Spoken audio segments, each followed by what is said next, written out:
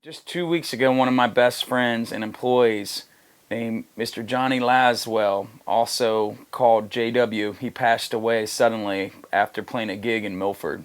Eventually I'm going to do a mini documentary on J.W. that will include interviews from people he's played with, but for now, especially being on a limited time schedule, I'm just going to do a short story using certain footage that I've shot of J.W. in the past. Started working with Uncle Daddy in 1996, Uncle Daddy and the Family Secret up in Middletown, and we were recording some original material.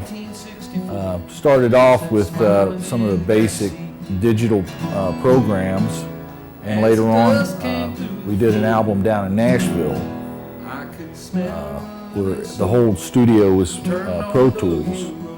So I thought, it's time for me to start learning some new technology so I can stay up on this, because I had a lot of ideas. I wanted to do some producing myself, and I needed to speak the language so I could, communicate with the engineer, whatever, and be the engineer if I needed to be, and I needed to know all those parts, hats to wear in the studio so I could get my productions done.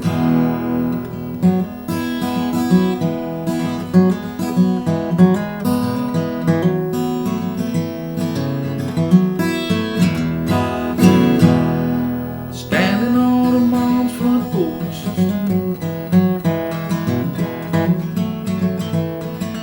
near one could stay. Just a few short sweet love letters, little friendship ring, love had promised in the autumn and withered in the spring. And then I see a child that brings her to my mind, and how we were so innocent, it makes me want to smile. And how her daddy told her not to see me anymore. One thing's sure different. Back in 1964,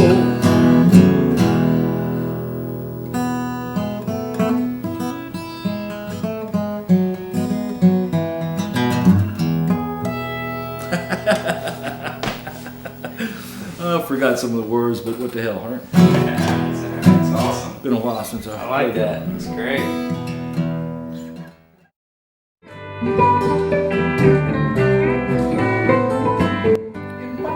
Here in Cincinnati, I've been playing with some local groups,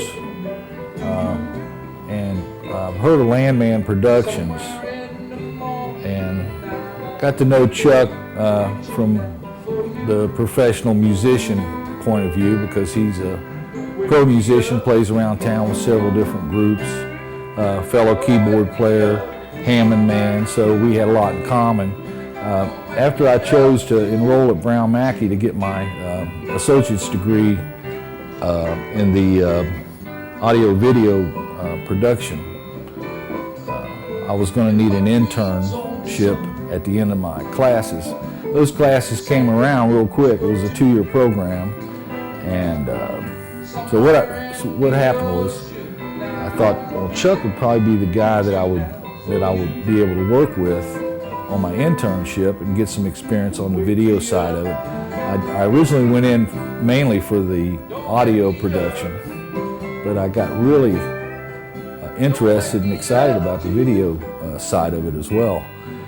Chuck was cool. He said, "Hey man, you can come over here and do your internship with me, and I'll show you everything I know, about what I've learned doing this in the field for years."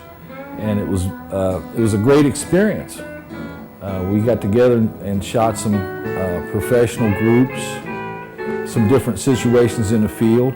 I learned a lot about being in the field, doing the camera, doing the sound, considering the lighting and everything that's involved with shooting, live productions on the spot type things, where you got to set up on the fly, you got to move fast, you got to get it done.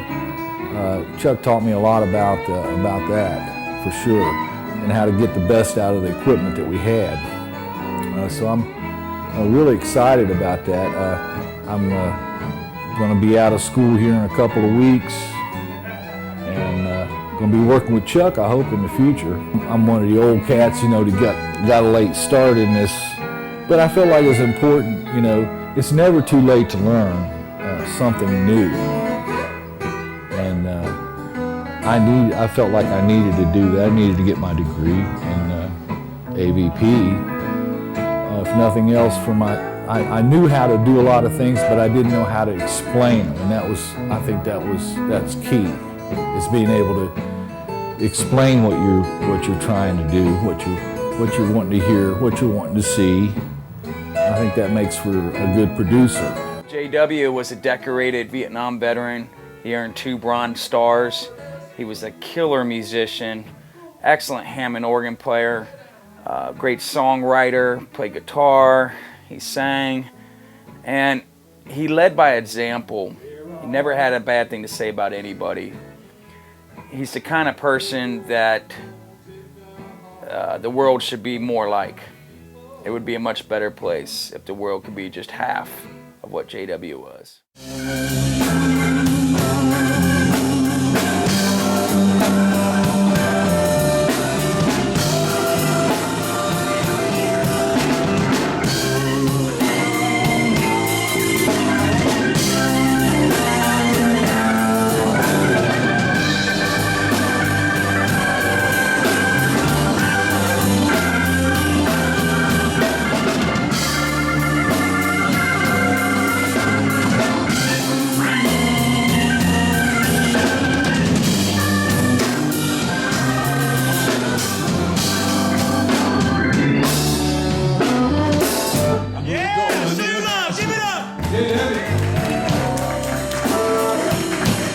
Zona del Campo.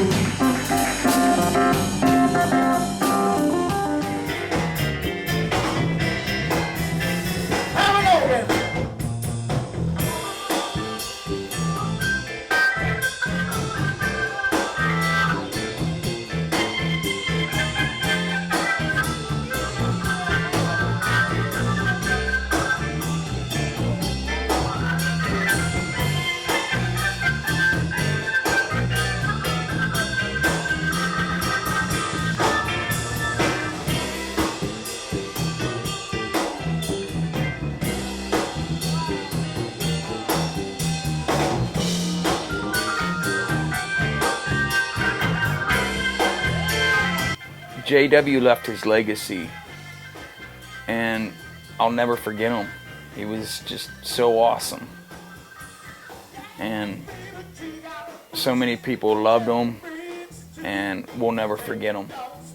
That's for sure. We'll never forget him. J.W. wasn't just some long-haired musician guy that hung out at the bars playing music. He was full of love, and he touched a lot of lives.